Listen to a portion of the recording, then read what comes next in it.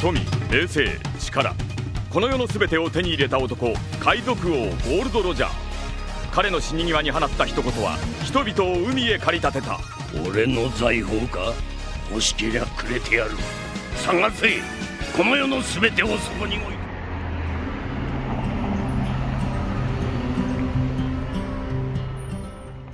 The clock strikes 8. The dark sky litters the streets as the automatic streetlights slowly flicker on, one by one. Standing at the top of the street is a lone figure. You. You start to ponder if this is all just a dream, but you start to feel gentle wind blowing on your exposed arm and legs. You listen in to a quiet conversation happening across the street, but all the while your throat feels coarse and dry from the lack of water. You find yourself next to a sign. It reads, well, you don't actually know what it reads, but you assume that it's probably a sign telling you about nearby food. I'd rather be with you than someone I don't know. Now it's like we're living in two separate worlds. The sign points down the street. As your stomach growls in hunger, a chorus of gargles and rumbles. You could probably use a bite to eat right about now, you decide, as you head off down the path. So you head off to find this food, but as you take a step, some lights illuminate underneath you. At first, you jump at the sun rays, but then you notice if you place your foot over the light, it disappears. For the moment, you are entranced by the lights. Stepping on each one until it disappears, then stepping on another, only for the previous one to come back on. When you lift your leg, you suddenly hear some chuckling off to the side. On the other side of the street, you see people conversing at tables. They are lit up by some lights above you. The lights seem to span down the path, with one appearing every so meters. The conversing people look back towards each other as if nothing had happened. Hadn't you just caught them staring at you a moment ago? Giggling? What was so funny, you ask yourself. A moment later, after staring at the two, your stomach growls, a nauseating ers and ahs. Oh, you almost forgot. The food sign. You look between the two, at the table, and down the street, before making the decision to head down. You notice that after a while of staring, that the walkway is sloping down, and maybe it's a bit darker than the lit up place near the top, where you are at. You take a small breath in, and you exhale. After a quick wake up slap, you head down this kind of dark path, littered with trees, bushes, and those fences.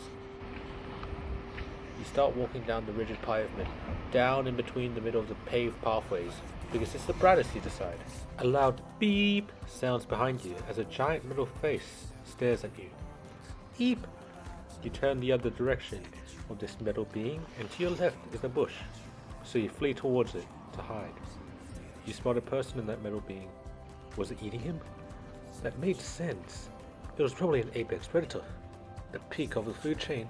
At the thought of food, you start daydreaming of different types of flavors, tastes, and textures. The sound of another metal being startles you out of your daydream. Nightmare? Just a dream? You can't decide. When was I in a bush? Your thoughts are soon forgotten as you see another metal being, black this time, pass by speedily, and you hop back into the bush, concealing yourself. The monsters made out of metal passed by, and you decide to leave the bush. You walk down the paved walkway and get to the place with two big paths and four smaller ones. You don't know where to go, but then you see a similar sign. However, this one you noticed only had 4 characters on it, so that was probably not the one. Another was pointing to the left, while the other was pointing straight down. This food would be very difficult to track, you noted. A moment passed, and you decided to follow the sign down. It was the shortest one after all. You feel proud, your chest puffed out as you continue to walk along the path. You keep a keen eye out for any pesky metal monsters in case they also wanted to take your food. You're caught up in your assessment of these devilish creatures when you realize You already made it to the bottom of the street. The path split off into two directions. You see a field of grass in the night sky. A scent fills your nostrils. The cold smell of grass and trees. There was also another scent. The warm scent of meat being grilled. You look to the side. Your eyes blur as you turn. Then you see it. The long-awaited food in front of your eyes. The person you can't depict. The face of looking bored. You want some. Who are you kidding? You want all of it.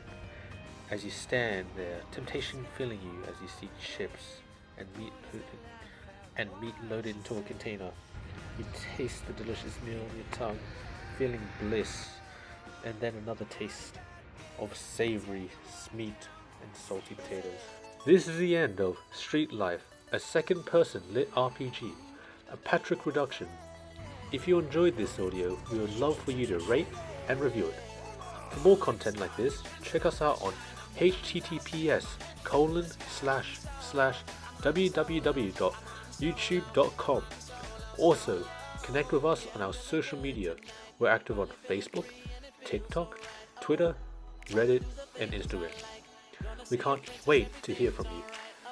You have been watching Street Life, a second-person lit RPG, written by Patrick Koo, performed by Patrick Koo. Text copyright 2024, Patrick Koo. Production copyright, Patrick Production, all rights reserved. Audible hopes you enjoyed this program. I'm moving on. I'm so happy that it's over now. The pain is gone.